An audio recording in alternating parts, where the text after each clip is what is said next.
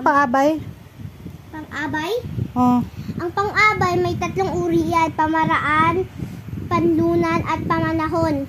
Yung una, pamaraan ay sumasagot sa tanong ng paano nangyari ang pangungusap ng pangyayari.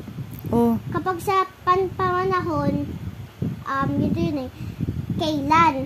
Oh. Kailan nangyari? Kailan yung kunwari, si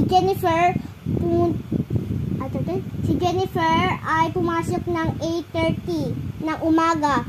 Anong oras siya pumasok? 8:30 ng umaga. Oh, tapos? Anong oras? Ano pala yung sumasagot doon?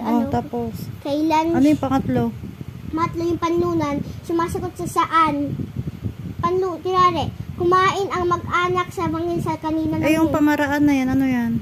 Yung pamaraan, sumasagot yung sa sagot na paano. Umakyat ng mabilis ang unggoy.